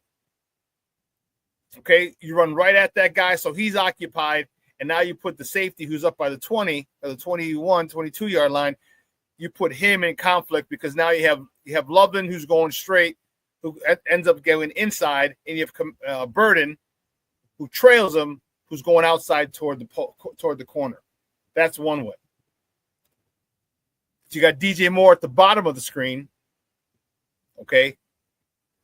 You can have DJ Moore. You got a quick slant right there. The linebacker is over the center, so he's not over the guard, so that he won't be in the passing lane. You got to make a tackle because then he's got hit. DJ Moore's only got the safety to beat after that. And then you mentioned DeAndre Swift. Look at him in the backfield. Okay, look at him in the backfield. You swing him. If they're in man coverage, who has him? Exactly. Who has him? Is it the linebacker over the center? Okay, well, good luck. And if he gets caught up and he can't get there, he gets by that linebacker, the next person, because what's going to happen is if he swings, DJ Moore is going to take an outside release. Take an outside release, turn the cornerback's shoulders to the play. So now you got DeAndre Swift out to the left flat with nobody there and a DB not even seeing him. So the only guy who's really got a chance at him is that safety at the top who's on the hash mark. Shawn, one thing I forgot to illustrate is that like the route tree is so important. A coach that really knows how to apply a route tree in situations like this, kind of coming out of a bunch formation, knowing who he needs to occupy, like you said, when and where. This formation, I'm definitely coaching my running back up and the quarterback to know that this is a choice route for him. I should have did an illustration for what a choice route looks like for a running back. Like for me, I'm going to try to see if I can isolate him get him out to the wide right somewhere, maybe the wide left, I don't know. And if that linebacker, like you said, gets caught up in the trash and he sees the coverage, he should automatically know to take this one on the wheel route all the way up the field and see if he can play catch and get to you. Quarterback's going to know that. To me, in a play like this is probably, option B or C, but this is probably the best person to take the ball to, give the ball to in this formation. Yeah, and I agree. He's definitely going to have a mismatch. A running back Swift on a linebacker is a mismatch. Definitely a mismatch. And now you're going to have a safety trying to tackle him. You saw what he did to Green Bay safety last year on that toss. All right, gave him a little stutter step, cut back, dude fell, scoots right into the end zone untouched. DeAndre Swift has really shown me a lot. I kept giving him shit for, when he was with the Lions and he dropped the game-winning touchdown in the end zone. There was nobody by him. Mm-hmm. I gave him a lot of shit for that because, he was with Detroit sucks. But man, coming here, he really showed me a lot of his ability to run between the tackles. Obviously, his ability to run outside the tackles, that was given. But his ability to run inside the tackles, between the tackles, is what really up to my respect for him And I think that's a great thing that this guy, and as I said yesterday, Kyle Monangai is going to be underappreciated until the pads come on. Underappreciated. You can't really do shit. I mean, running back, you can't show how good you are. You can't break tackles if you're not tackling. You ain't got no pads on. Yeah, it's true. One thing I would tell people this, everybody is so looking forward to Caleb throwing this ball all over the yard. And, it's probably going to be games where he's going to need to, be quite honest with you, just because of who they're playing and how they decide they want to play us. You might have to have those games like that, but for the majority of it, man, it's going to be a whole lot of catching and running. And with these weapons that you have on the outside and formations like this, where you can really, really occupy guys and put guys in conflict, I think DeAndre Swift is going to have one hell of a year if they use him the right way. I'm not saying make him primarily a receiver, but definitely have plenty of those in the playbook. Just catch and run, have guys block it up. I think he's going to have a bomb year, man. I'm telling you right now. It's a lot of people on the fringes. I ain't going to say on the fringes, but a lot of Bears fans that just look at the game on the surface and on its face, and they just like, oh, DeAndre Swift sucks. Man, you got to consider everything. If we're talking about how bad the line was and taking care of Caleb and how bad that offensive line functioned, how are you in the same breath going to tell me that DeAndre Swift sucks? Well, you think he just all of a sudden got to Chicago and forgot how to play running back? No. It just was a low-functioning offensive line last year. That's all it was. They just did not. Still had 900 yards. Yeah. They just did not function at a high level. That's all it was. So DeAndre Swift had, last year he had 959 yards. Okay. And I get it. 1,000 yards isn't what it used to be because now you're playing an extra game, but it's still the standard by which we measure running backs. You want to get 1,000. 959 yards. Let's not forget he missed a couple games. He was hurt. And you're dealing with a patchwork offensive line that sucked. Mm-hmm. So 1,000 yards there, he was literally 41 yards away from 1,000 after missing a couple games and playing behind that crappy offensive line. With the upgrades that we got at the offensive line position in the middle three, I think it's going to do wonders for his run game, his numbers. Okay. And I think it's going to do wonders for allow Kyle Monangai to do well also. One of the things – go ahead. My bad. I'm looking in the comment section, King Booker World. He's saying that if Ben Johnson's game plan works how it's supposed to, Caleb's going to be throwing the ball 18 to 23 times.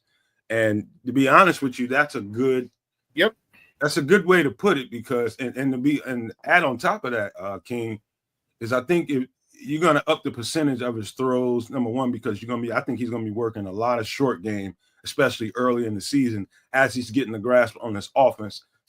Simplify this thing if you're smart, catch and run stuff, let people get it blocked up. And as he's getting a grasp of the offense, then you open the playbook up a little bit more and he'll be on the higher end of that 23 throws and getting it downfield more.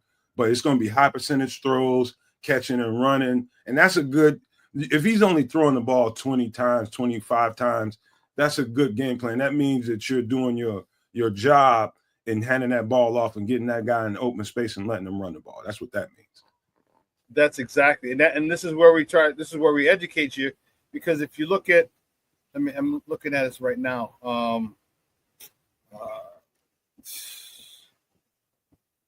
If you look at Jalen Hurts' stats, and one thing that I've always said, you want numbers or do you want wins? Yep. All right. Do you want numbers or do you want titles? Okay. So Jalen, everyone talks about Caleb at 30. Actually, I should still have it here. Did I delete it? Hold on. Yeah, I think I deleted it. Shish. So he had 3,000. He had over 3,000 yards, 3,500 yards last year, 20 touchdowns. Okay. Two picks. Obviously, everybody's going to remember the 2 picks. All right.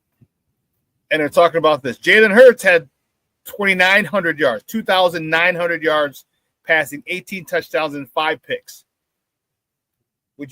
Here's what I asked fans, and I've asked my people here.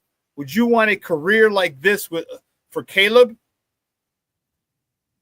And the Bears continue to get deep NFC title game is our basement, is our floor, I would say hell yeah. If we're in an NFC championship game on a consistent basis and Caleb gets 3,000 yards, 3,200 yards, 3,400 yards every year, I'll take that. I will, because the bottom line is Super Bowls, isn't it? It's not about 4,000-yard passers. It's not about 30 passing touchdowns. It's about Super Bowls. And if you have a balanced offense and you have an offensive line, which we've upgraded, and you got running backs who can dominate and control the game, Caleb's not going to have to. There'll be points when he's going to need to, but the whole thing is not going to be revolved. Everybody thinks because we got Caleb, the number one offense, and he's an extremely talented young man, that you want to air the ball, you want the air raid offense back from college. No. Have him available to do that, but you build other people around him, because there's going to be times where he's going to make some amazing throws, and it's all going to be set up off of that run game with this year with Kyle Monungai, with DeAndre Swift and Kyle Monungai and little Roshan Johnson. I'll take anywhere 3,000 something yards, 3,500 yards, 3,600 yards every year if we get to if NFC title game is pretty much guaranteed at the end of our season.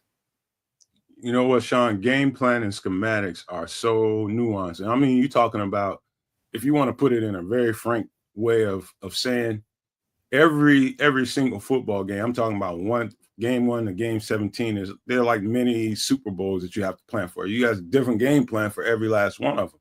So say we're playing Minnesota in that first game, and we know this dude's going to be blitz crazy on us.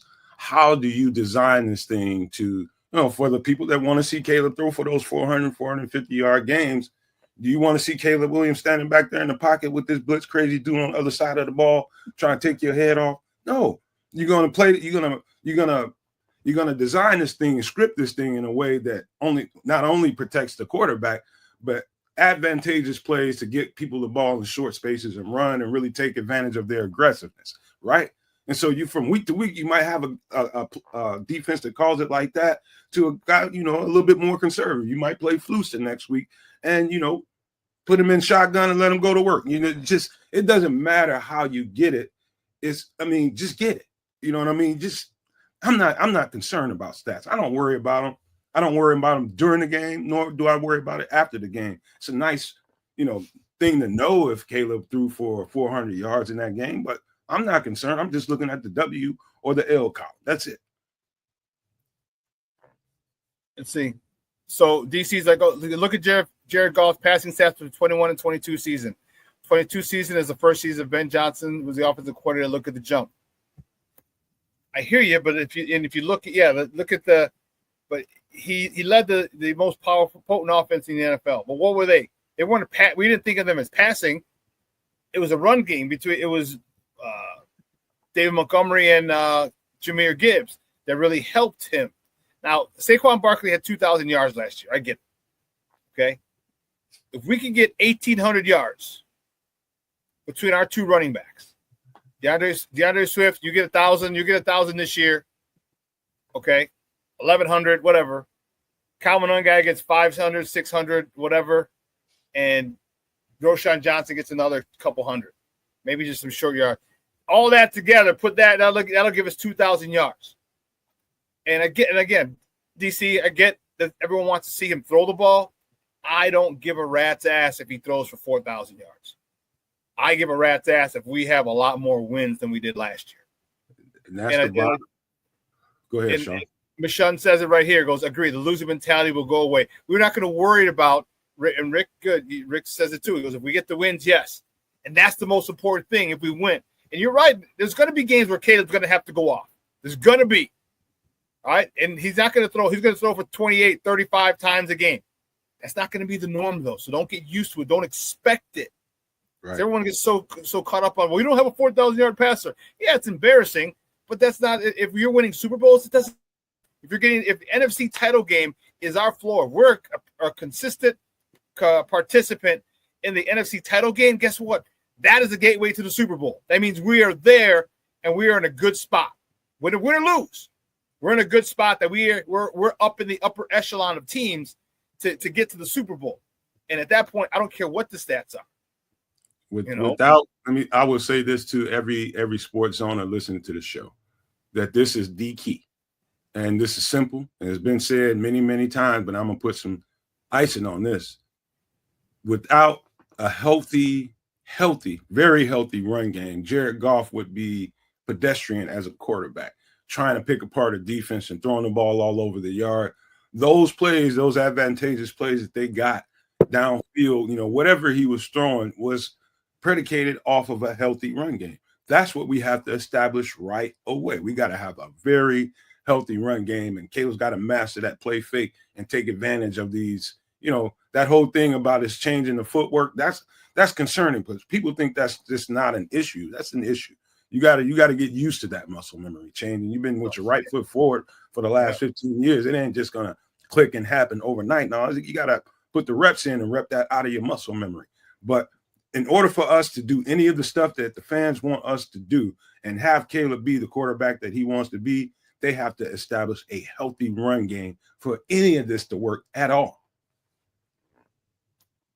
I'm trying to see, because my guy DC says from the 22 to 24 season, Jared Goff's passing stats increased. Ben Johnson effect. I hear you. However, what I want to see is what about the run game? That's the issue. Mm-hmm. All right. If your run game increases, those stats, and mind you, they had the most potent offense, so they're out. You know what I'm saying? They're out there. They're putting up more yards than anybody, and most of it is predicated on the run. It's what, for all intents, it's all predicated on the run, because you have to probably got to bring an extra guy in the box, and fine. I mean, if Caleb hits 3,000 or 4,000, cool. I'm happy. Are we winning? Mm-hmm. Are we exploiting teams? The one thing, and that's why I'm excited about this.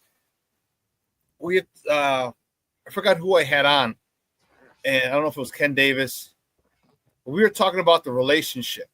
Like, I want to see like the Andy Reid, Patrick Mahomes. I want to see the Joe Montana, Bill Walsh.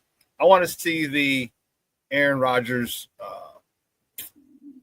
Mike McCarthy, the Brett Favre, who was it? Holmgren. Yeah, Holmgren. I want to see that the Drew Brees and the Sean Payton. I want to see that type of relationship. All right, because that's going to let you know that, man, the quarterback and the play caller are in sync. And once they get to be in sync with the talent that Caleb has, and he sees the game the same way that Ben Johnson sees the field, it's a wrap.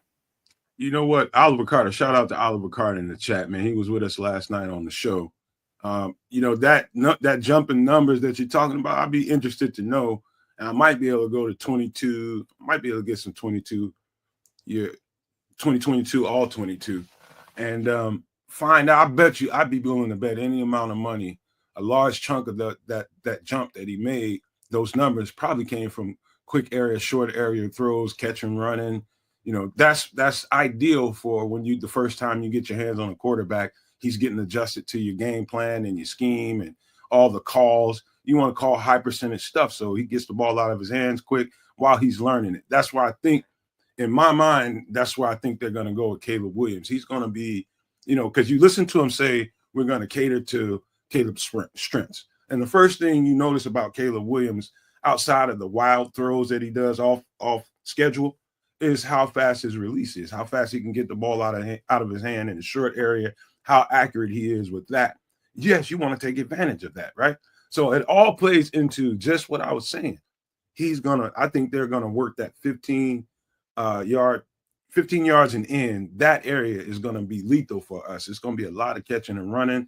And, his numbers might get padded just because of that. You know what I mean? For the people that want to see the 4,000-yard passer, I don't care how he gets that either. I don't care if he's throwing the ball down the field 10, 12 times in a game. Just if you got to throw that thing 25 times in short areas, you got receivers getting 150 yards from catching and running, so be it. I don't care how he gets it. I think you mentioned it last night, and I agree with you. They need to make that short game. Okay, they need to make that short game unconscious. Or he can take 1, 2, 3, close his eyes, throw the ball to a spot, and the receiver's there. It's got to be that automatic.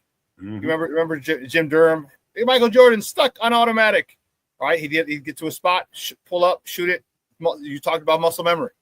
They need to get that short game down to the point where it is literally, all right, we need a first down, we're going slant. All right, and I throw the spot, you're at the spot, you run through the ball, catch it, first down, move the chains. All right, I might need a curl. All right, I got all these things, quick outs. I'm running a quick out. The short game, if you get that down, that is the foundation of your pass game. Excuse me. You get that down because now you're gonna get people who cheat. And no man will tell you as a DB, when you keep getting beat off of slants, you keep getting beat off of hitches, you keep getting beat off of curls, you keep getting beat off of quick outs, 5 and outs. DBs are going to start to cheat, and now you hit them with the double move, and that's where you give. And now you're stuck because then when you in a defense, when you don't do your job, you expose the entire defense because now there's a big void. And now does someone else cover for you and their spot is compromised, or they just leave your spot compromised? Most of the time, they're going to try and cover for you, which leaves their spot compromised, which leads to big plays. So I think that, you get the short game down to a T. And the one thing that I hope Ben Johnson does, everyone talked last year about, we threw the whole playbook of Caleb, and, we gave him a lot, and don't give him a lot. Yeah. You get the fundamentals down. This is our base. And we can run shit off the base, but this is our base. Our base run play is going to be this. Our base pass play is going to be this. These couple, and you get those down. Then you add every week. You're going to add shit. You're going to add a new package. You're going to add no diddy. You're going to add a new set of plays. You're going to add every week. You just keep adding, but you get that fundamentals down. And I think that's one of the big things. That's what Cliff Kingsbury did over in Washington with Jaden Daniels. He didn't give him, here's the whole playbook, learn it all. No, look at it, but we're going to work here incrementally. You don't eat a steak by putting it all in your mouth. You cut it in pieces. And that's the way, if they do that with Caleb, Ben Johnson does that with Caleb, I'm telling you, week 10, I think you're going to see a whole new quarterback than you see from week 1. I've been telling people that for months now. You know what I mean? Everybody, I don't know how people see, getting a new offense in your hand and a new playbook and how fast that stuff develops. I think people would be quite surprised how slowly that happens. You know what I mean? I think by the time we get to a bye week, what is that, week 4 or 5? I'd be surprised if they're a quarter way through that playbook by then. I'd be surprised because the West Coast offense is it's a complex scheme depending on who's coaching it and who's teaching it. I've seen it, I played against it. It was part of our offense when I was in college.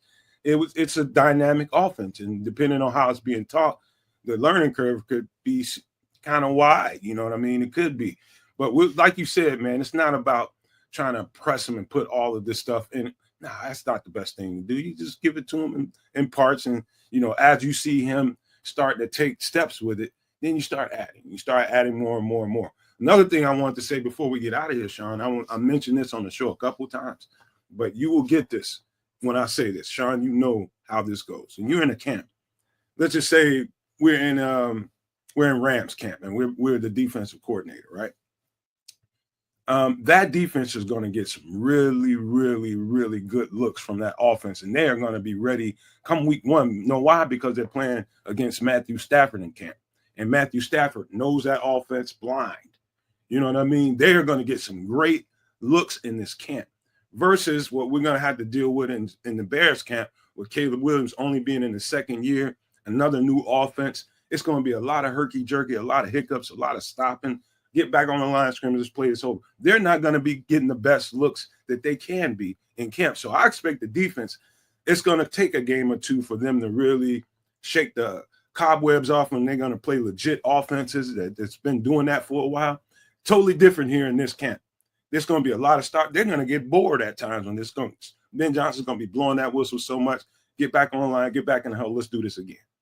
So they're not going to be getting the best looks in this camp. I'm just being honest with Yeah, that makes sense. And like I said yesterday, and I've told my people, I can't wait till the beginning of the 26th season. No more Caleb learning a new offense. No more Rome, DJ, Cole, Colston learning a new offense. All right, now you're comfortable with. You had a year in this offense. I think that's going to be really, really exciting and scary for other teams. I'm going to be where I'm at, and I'm going to keep my feet down, my 10 toes down in the 2025 season. Just know that we do this. All right, this is going to be our incubation period for all intents and purposes, is to get through this season and try and progress through this season, through the ups and downs, because next season, man, it's going to be on and popping. And I'm really looking forward to that. And I'm not dismissing 2025, not at all. And we get to watch them grow. We get to see them make mistakes. We get to see them. We're going to be able to get to see the light bulb turn on for this team, for this offense. You're going to see it like, oh, okay, Caleb, week 12, Caleb got it. Okay, or week 11, 10, we saw Caleb got it. You'll see it. Or, good football people will see it. And then, bam, the offense goes to another level. And that is awesome. Like we said last night, Shawn, he's Caleb Williams. At this point, you guys will get it when I'm finished saying it. But right now, he's a renter in this offense. And you'll know, like Shawn said, when you'll know that light came on, that's when he'll be the owner of the offense. He's got right now, he's just, he's paying rent. He's trying to, he's going to own it at some point. You just got to be patient and give it time for him to get there. Yeah, so it's going to be fun, and I'm looking forward to it. And then one last slide we'll get to, just trap, and here's how this is going to help. For those of you who didn't check it out last night, this is a outside zone to the left. Offense is left. Okay? Mm-hmm. Well, outside zone or trap, depending. It's just a run to the left. If it's a trap, here's what happens. You see the tight end, all right, who's off the line. He wham blocks, looks like 97. All right, the guard over 97, he wham blocks the other defensive tackle. The right guard takes out the defensive end. Okay? Now, you see the center going up and getting the linebacker. Okay, the right tackle going out and getting the left tackle going out and getting the defensive end. This could be a cutback. There's two things it could be. It could be a cutback, or if they hit it perfectly, it could be just a straight tunnel, and he can stay front side. And that's the great part about it, is that there's two ways to go. The running back's got to read it. If the tight end wham blocks the DT on the right, the defense is left, the offense is left, the defense is right. Wham blocks him, the center comes and catches up number 43. It could be in and out and get up the middle of the field. Or with that thing saying the backside backer 57 has a shot to make the play, but that right tackle comes down and washes him away, that running back could cut all the way back to the right side and head up the field that way. Mm-hmm. So there's a couple of different things that this play can, a couple of different ways this play could develop. And this play could be run. It could be run two different ways, or have two different results. Same play. One time he can stay front side. Other side he could cut backside, depending on what the defense does and how the blocking scheme helps. So this is a nice illustration. And there's as I said, a couple different ways. DeAndre Swift is going to have to do a great job of understanding on that particular play to push the hole, to press the hole and stay front side, or to cut back if guys are getting washed down in front of them and get and proceed up the field, either right up a hash or even cross back to the hash. So this is a good play, and we're going to see. I think we're going to see a lot of this with DeAndre Swift and Kyle Monunga. I'm telling you, I'm a really big fan of his. So, let me give a special shout out to, I see in the chat, Rick Gonzalez went to the channel and subscribed. Thank you, and we appreciate you very much, man. We will not let you down. Trust me, man. You like football and football conversations. We go crazy with it. And we have a lot of fun too, man. It's a very entertaining place when you just want to kick back, talk football, and then have some laughs too. We have a ball on the channel, man. You will not be let down, sir. Thank you so much. Speaking of that, though, and I said this last night, Shawn, people think Ben Johnson, they think run game. First thing comes to their mind is he's a wide zone play caller. You think about that, and that's what you expect all the time. But what you see on tape in detail and vivid detail is how he mixes up the wide zone concepts, the stretch plays, and all that with what you just illustrated on the screen, the power game. The power game, how he mixes up both of those. Man, I like I said last night, Shawn, I hated it when I was in high school. I absolutely hated it because when we're in that state, I'm blocking a lot. And I'm a receiver. I want the ball in my hands. But once you got guys committed to every single play and knowing why we're running every single play, and your job is to get this blocked up, get your guy sealed off so we can spring this play. And when it's successful, that's when you start feeling it. You know, the momentum is swinging towards you. You got the defense on its heels. They can't really do nothing if everybody is executing at a high level. Everybody's taking care of their assignments. Your run game is ferocious. And you keep just doing that to a team, you will demoralize them out of that power format you just put on the screen. I've seen it, experienced it, and it's deadly when it's done right. Yep. No block, no rock. And you're going to get these receivers, and that's what makes big plays when receivers are blocking downfield and letting these guys get to the third level and beyond.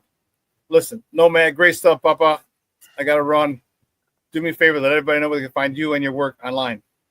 I am Nomad from the Nomad Network on YouTube. Go to the channel, please hit that subscribe button, join, become a member. And by the way, it's at the membership fee is at $4.99. I'm going to bring it down by the time this website comes out to $2.99 or $1.99. So you might only have to pay $1 a month, man.